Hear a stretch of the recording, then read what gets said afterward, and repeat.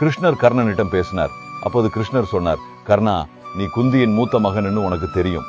அஸ்தினாபுரத்தின் அரசனாக இருப்பதற்கு தகுதியானவன் நீதான். என்னுடன் வா, பாண்டவர்கள் உன்னை வரவேற்பார்கள் என்றார். கர்ணன் கூறினான், கிருஷ்ணரே, பாண்டவர்கள் என் சகோதரர்கள் அல்ல, என் நண்பனின் எதிரிகள், எனக்கும் எதிரிகள் தான். அது மட்டுமின்றி எனக்கு அரசனாகும் விருப்பமில்லை என்றான். கிருஷ்ணர் சொன்னார், கர்ணா, இப்போது நீ ஏன் துரியோதனன் பக்கம் நிற்கிற? தர்மத்தின் வழியில நில். ஒருவேளை போரில் பாண்டவர்கள் வென்றால் உன்னை அரசனாக்க அழைப்பார்கள். அப்போது நீ பாஞ்சாலியை திருமணம் செய்யலாம் என்றார். கர்ணன் கூறினான், கிருஷ்ணா, நான் என்றும் என் தர்மத்தின் வழியில்தான் நிற்பேன். நான் துரியோதனனை ஆபத்தில் இருந்து பாதுகாத்து துணையாக நிற்பதே என் தர்மம். அது மட்டுமின்றி பாஞ்சாலியை என்னால் ஏற்க முடியாது. ஏனெனில் இந்த போரில் அர்ஜுனன் அல்லது நான் யாராவது ஒருவர் தான் உயிருடன் இருக்க போகிறோம். அன்னைக்கு பாஞ்சாலியை நான் அவமதித்தேன். அந்த சம்பவத்தை என்னால் மறக்க முடியாது. அதை மறந்து பாஞ்சாலி என்னை மன்னித்து ஏற்றாலும் என்னால் பாஞ்சாலியை ஏற்க முடியாது. அது என் பாவத்திற்கு வழிவகுக்கும்.